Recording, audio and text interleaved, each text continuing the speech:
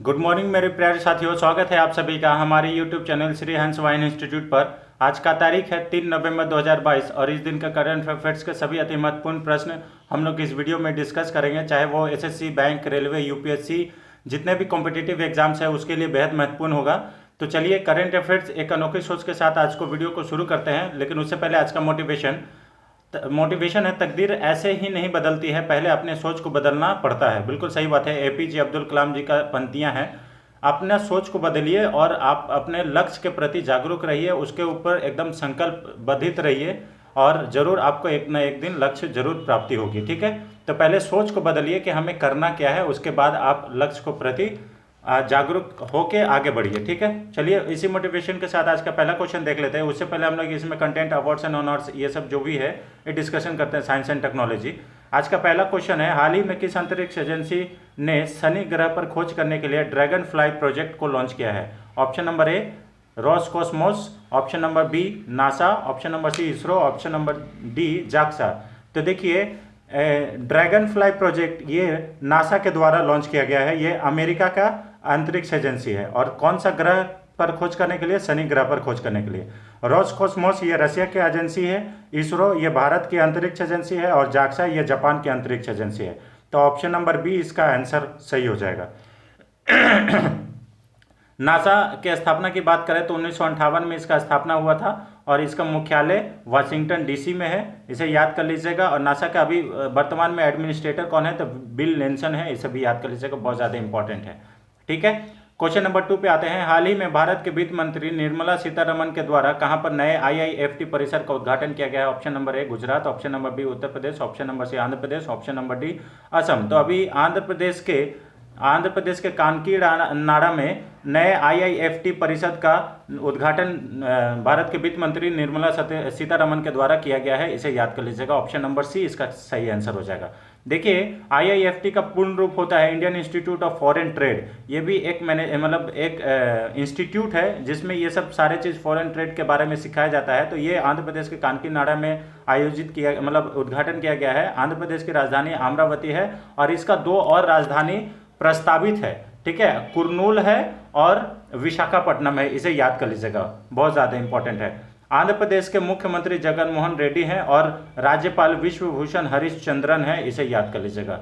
ठीक है, थोड़ा इंपॉर्टेंट है। भाषाई आधार पर गठित होने वाला भारत का पहला राज्य जो है, पहला राज्य आंध्र प्रदेश है। इसे भी याद कर लीजिएगा। ठीक है, भाषाई आधार पर मतलब भाषा के आधार पर। कुचिपुड़ी नृत्य ये आंध्र प्रदेश का नृत्य है। मिलान 2022 युद्ध अभ्यास यह आंध्र प्रदेश के विशाखापट्टनम में आयोजित किया गया था। औद्योगिक निवेश आकर्षित करने वाला मतलब इंडस्ट्रियल इन्वेस्ट को अपने ओर खींचने वाला राज्य की सूची में आंध्र प्रदेश शीर्ष स्थान पर है। विद्या देवेना योजना ये आंध्र प्रदेश सरकार के द्वारा योजना शुरू किया गया है। इसे भी याद कर लीजिएगा। ठीक है, आंध्र प्रदेश के जो राज्यपाल है विश्वभूषण हरिश्चंद्रन, इन्होंने महात्मा गांधी की 30 फुट की प्रतिमा का अनावरण किया है। इसे भी याद कर लीजिएगा, बहुत ज़्यादा इंपॉर्टेंट है। और ये कहाँ पे किया है? तो विजयवाड़ा में। हाल ही में तीसरा विश्व कुचिपुड़ी नाट्य उत्सव जो है ये आंध्र प्रदेश के विजयवाड़ा में इसका आयोजन किया गया था। ये इंपॉर्टेंट है, तीसरे नंबर का है ना। और हाल ही में भारतीय नौसेना ने आंध्र प्रदेश के अपतटीय सुरक्षा अभ्यास प्रस्थान को यहीं पे आंध्र प्रदेश से शुरू किया गया है। इसे भी याद कर लीजिएगा, बहुत ज़्यादा इंपॉर्टेंट है।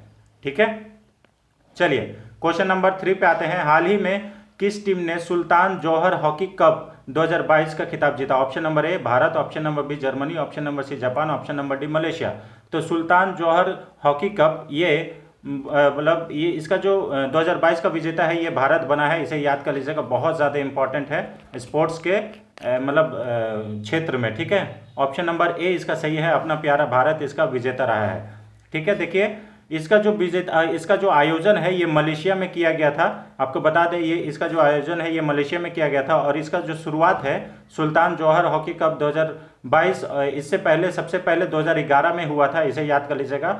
और भारत जो है ये ऑस्ट्रेलिया को हराकर 10वां संस्करण था। इसे भी याद कर लीजिएगा। जौहर हॉकी कप 2022 का खिताब जीता है। तो किसको हराया है? उप विजेता कौन है? ऑस्ट्रेलिया है। इसे भी याद कर लीजिएगा। सुल्तान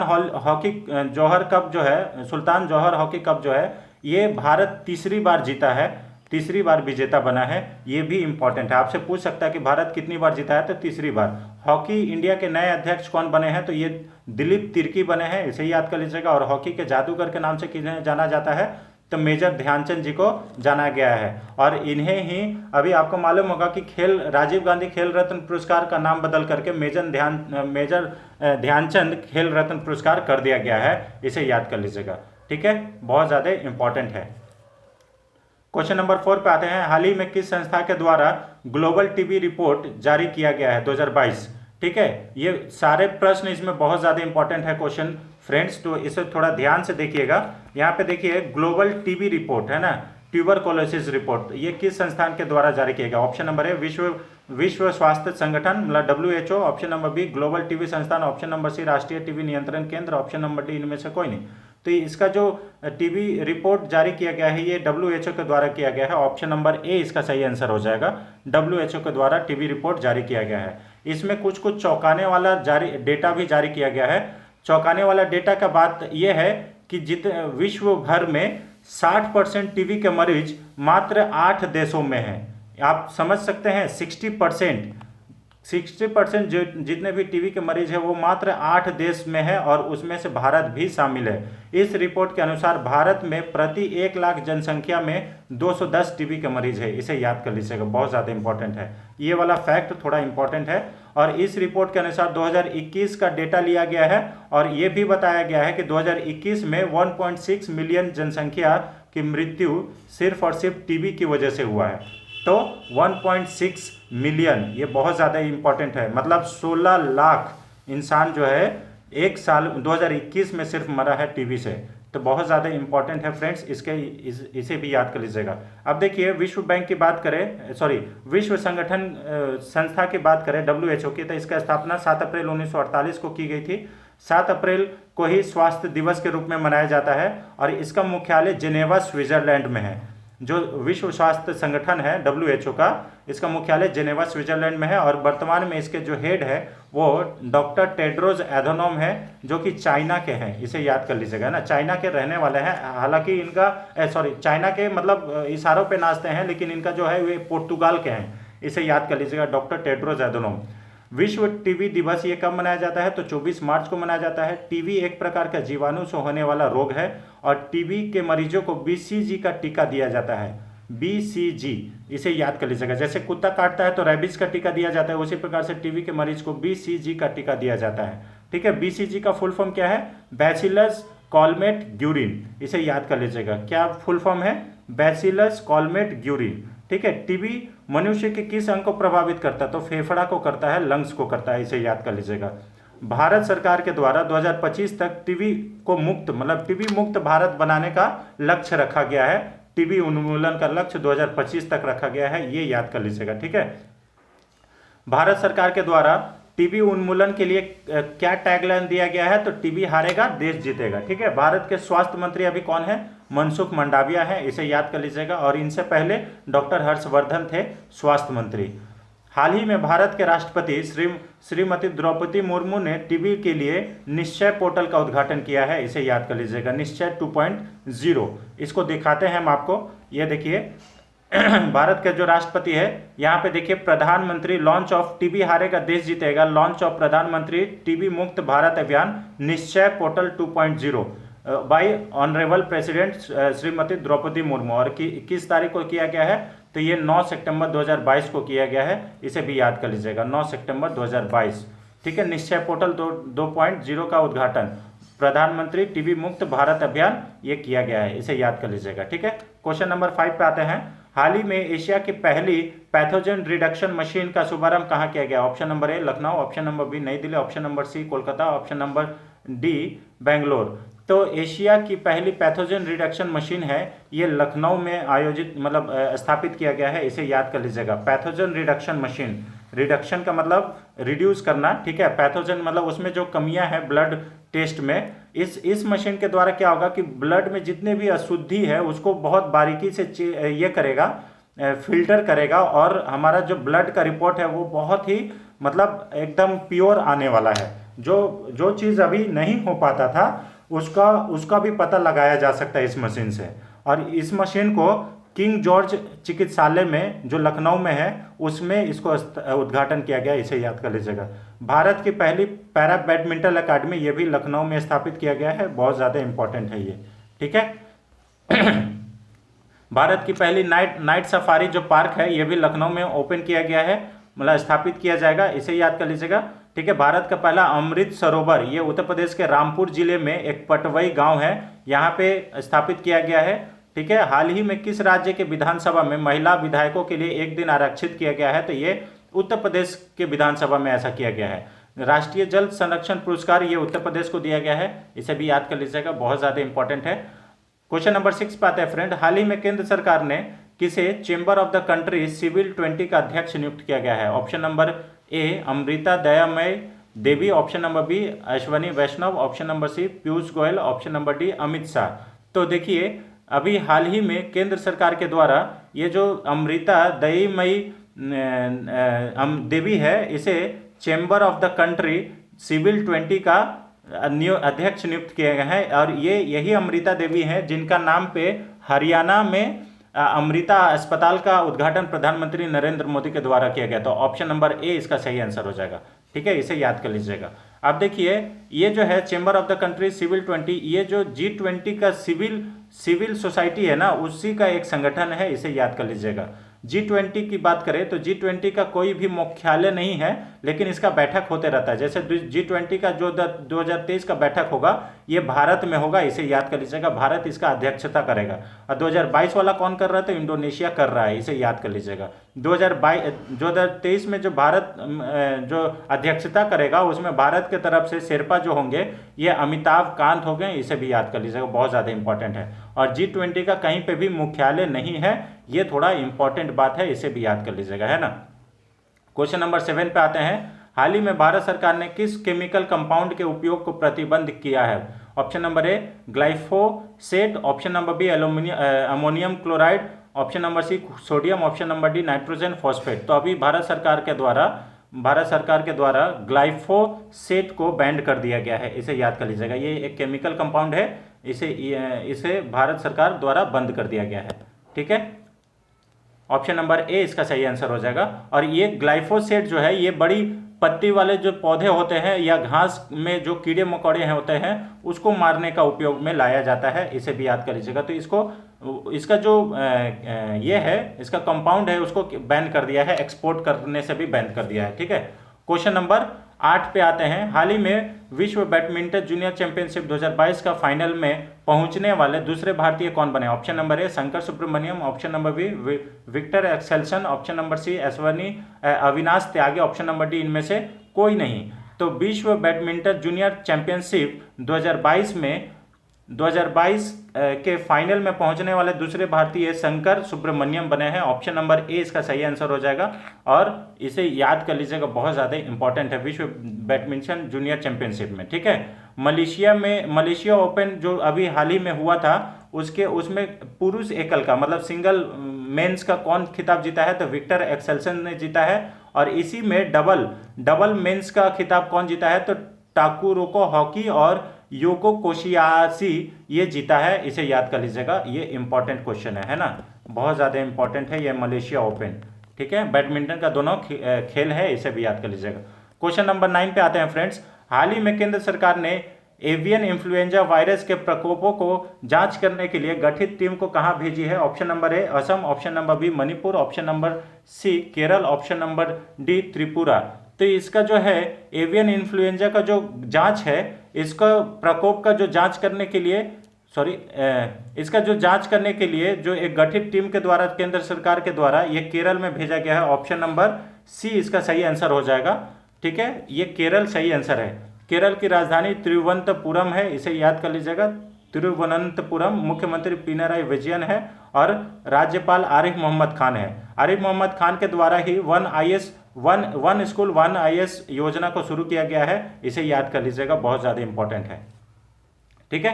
क्वेश्चन नंबर 10 पे आते हैं फ्रेंड्स। हाल ही में किस राज्य सरकार के द्वारा आपदाओं से निपटने के लिए आपदा प्रबंधन योद्धा तैयार करने की घोषणा की गई है? Option number A Andhra Pradesh, option number B Gujarat, option number C Orissa, option number D Uttar Pradesh. तो जो आपदा है डिजास्टर मैनेजमेंट, इसमें आपदा प्रबंधन योद्धा है ना, ये जो है ये उड़ीसा राज्य सरकार के द्वारा तैयार करने के लिए घोषणा की गई है। ऑप्शन नंबर सी इसका सही आंसर हो जाएगा, है ना। देखिए उड़ीसा राज्य के द्वारा ये किया गया है। अभी हाल ही में उड़ीसा में अंडर 17 महिला हॉकी विश्व कप अंडर 17 फीफा अंडर 17 महिला विश्व कप शुरू किया गया है, ये इसे याद कर लीजिएगा।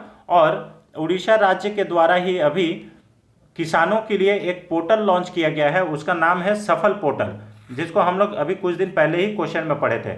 इसके मुख्यमंत्री कौन है? नवीन पटनायक है, इसे याद कर लीजिएगा। और राजधानी भुवनेश्वर है उड़ीसा का, और राज्यपाल गणेशी लाल है। ठीक है, अभी हाल ही में उड़ीसा के जो व्हीलर द्वीप है उसका नाम बदल करके एपीजे अब्दुल कलाम द्वीप कर दिया गया है, ये भी बहुत ज़्यादा इंपॉर्टेंट है। अभी आते हैं उत्कल दिवस। उत्कल दिवस या उड़ीसा दिवस कब मनाया जाता है? तो 1 अप्रैल को मनाया जाता है। कोणार्क सूर्य मंदिर ये कहाँ पे स्थित है? उड़ीसा में स्थित है। इसको ब्लैक पैगोडा के नाम से भी जाना जाता है। और कोणार्क सूर्य मंदिर ही है एकमात्र मंदिर जो 100% सौर ऊर्जा से संचालित मंदिर है, इसे याद कर लीजिएगा। मतलब वहाँ पे इलेक्ट्रिसिटी जो है वो सौर ऊर्जा से संचालित है। ठीक है, लिंगराज मंदिर ये भी उड़ीसा में स्थित है, भुवनेश्वर के पास में है। ठीक है, बहुत ज़्यादा इंपॉर्टेंट है, इसको भी देख लीजिएगा। और अभी देखिए भारत के रेल मंत्री अश्विनी वैष्णव के द्वारा उड़ीसा के भुवनेश्वर में भारत के पहले एल्युमिनियम फ्रेट ट्रैक का उद्घाटन किए हैं। उड़ीसा सरकार ने संविदा भर्ती को समाप्त कर दिया गया है, इसे भी याद कर लीजिएगा। हाल ही में उड़ीसा सरकार के द्वारा हाथियों को रेलवे ट्रैक पर आने के बचाने के लिए हैंगिंग सोलर फेंसिंग लगाई गई है, ये भी याद कर लीजिएगा, है ना। बहुत ज़्यादा इंपॉर्टेंट है फ्रेंड्स। और इतने सारे फैक्ट्स को डिस्कस कर रहे हैं, अगर आपको सच में वीडियो अच्छा लगता है, पसंद आता है, तो इसे लाइक शेयर सब्सक्राइब जरूर करें। हाल ही में उड़ीसा के मुख्यमंत्री नवीन पटनायक के द्वारा फुटबॉल फॉर ऑल नामक कार्यक्रम भी लॉन्च किया गया है। ठीक है, तो ये उड़ीसा से इतने सारे फैक्ट्स हमने आपको एक जगह पे प्रोवाइड करा रहे हैं। नलबन वाइल्ड लाइफ सेंचुरी ये उड़ीसा में स्थित है। चिल्का झील ये भारत के सबसे बड़ी खारे पानी की झील भी ये भी उड़ीसा में स्थित है। विश्व प्रसिद्ध जगन्नाथ रथ यात्रा ये भी पुरी में मनाया जाता है, ये भी याद कर लीजिएगा, बहुत ज़्यादा इंपॉर्टेंट है ना। चलिए अब यहाँ से कंप्यूटर को क्वेश्चन करते हैं फटाफट। किस फाइल या फोल्डर को कॉपी करने के लिए शॉर्टकट क्या है? किसी फाइल या फोल्डर को कॉपी करने के लिए शॉर्टकट क्या है? Option number A Ctrl+C, option number B Ctrl+X, option number C Alt+C, option number D Ctrl+V। तो देखिए आपको सभी मालूम होगा कि कॉपी करने के लिए Ctrl+C से कॉपी होता है, Ctrl+V से पेस्ट होता है, Ctrl+X से क्या होता है? कट होता है, इसे याद कर लीजिएगा, है ना। तो ऑप्शन नंबर ए इसका सही आंसर हो जाएगा। क्वेश्चन नंबर 2 पे आता है, Ctrl+X से क्या होता है? देखिए ऑप्शन नंबर ए सेलेक्ट किए गए या टेक्स्ट या आइटम को कट करना, ऑप्शन नंबर बी सेलेक्ट किए गए टेक्स्ट या आइटम को पेस्ट करना, ऑप्शन नंबर सी सेलेक्ट किए गए टेक्स्ट या आइटम को डिलीट करना, या कोई नहीं। तो देखिए Ctrl+X से आपको अभी हमने बताया कि ये कट होता है। जितने भी जो सिलेक्ट किए हैं टेक्स्ट या आइटम, उसको अगर Ctrl+X मारेंगे तो वो कट हो जाएगा। क्या हो जाएगा? कट हो जाएगा। तो इसका ऑप्शन नंबर ए इसका सही आंसर हो जाएगा, है ना। क्वेश्चन नंबर 3 पे आते हैं। इनमें से कौन सा विकल्प आपके लिखे हुए कार्य को बदलने में सहायक होता है? Option number A edit, option number B delete, option number C send, option number D copy. तो देखिए जो लिखा हुआ कार्य है अगर उसमें मॉडिफिकेशन करना है, मतलब कुछ बदलना है, तो हमें कौन सा बटन का उपयोग करना पड़ेगा? हमें एडिट बटन का उपयोग करना पड़ेगा। ऑप्शन नंबर ए सही आंसर है। ठीक है, मान लीजिए कुछ लिख दिया, उसमें कुछ चेंजेस करना है तो एडिट करना पड़ेगा, ना कि डिलीट करना पड़ेगा, है ना। चलिए क्वेश्चन नंबर 4 पे आते हैं। हाल ही में कंप्यूटर में आईसी प्रयोग किस जनरेशन में किया गया था? जो कंप्यूटर में आईसी का उपयोग हुआ था, आईसी मतलब इंटीग्रेटेड सर्किट, वो कौन सा जनरेशन में उपयोग किया गया था? Option number A first generation, option number B second generation, option number C third generation, option number D fourth generation. तो जो आईसी है इंटीग्रेटेड सर्किट, ये थर्ड जनरेशन में उपयोग में लाया गया था, इसे याद कर लीजिएगा। ऑप्शन नंबर सी इसका सही आंसर है। ठीक है, अभी देखिए आज का लास्ट क्वेश्चन फ्रेंड्स। हाल ही मतलब एमएस वर्ड की जो फाइल का एक्सटेंशन है वो क्या है? Option number A .docs, option number B .dos, option number C .text, option number D .xml। तो जो वर्ड है एमएस वर्ड, इसका जो फाइल का एक्सटेंशन है वो .docs है। जब आप फाइल को सेव कीजिएगा एमएस वर्ड का, तो आपका देखिए नाम के बाद ये वाला एक्सटेंशन लग के आता है .docx, ये डॉक्स होता है, इसे याद कर लीजिएगा, ये फाइल एक्सटेंशन है। और ये क्या है, ये एक्सेल का फाइल एक्सटेंशन है, और एक्सेल का एक्सएल भी है, .xlms भी है, ठीक है, इसे भी याद कर लीजिएगा एक्सेल का। ठीक है, तो ये रहा कुछ फ्रेंड्स आज का 15 अति महत्वपूर्ण प्रश्न। आई होप आपको वीडियो पसंद आ रहा होगा, इसे याद कर लीजिएगा, बहुत ज़्यादा इंपॉर्टेंट है। और कंप्यूटर के साथ साथ हम लोग अब करंट अफेयर्स के साथ साथ कंप्यूटर के भी प्रश्न करने का कोशिश कर रहे हैं। अगर वीडियो आपको हेल्पफुल लगता है, क्वेश्चन का सिलेक्शन आपको अच्छा लगता है, और आपको लगता है कि किसी भी एग्जाम में ऐसा क्वेश्चन आता है, तो आप हमारे साथ जुड़ सकते हैं। चैनल पर नए हैं तो चैनल को सब्सक्राइब करिए, और अगर आप पहले से सब्सक्राइबर हैं तो हमारा आप शेयर करके मदद कर सकते हैं। आपके जितने भी सोशल मीडिया प्लेटफॉर्म है, इस पे इस वीडियो को शेयर करें और लोगों से आग्रह करें इस चैनल को लाइक करने के लिए, सब्सक्राइब करने के लिए। Thanks for watching, thank you so much. आपका दिन शुभ हो, और मिलते हैं नेक्स्ट वीडियो में। थैंक यू सो मच, जय हिंद।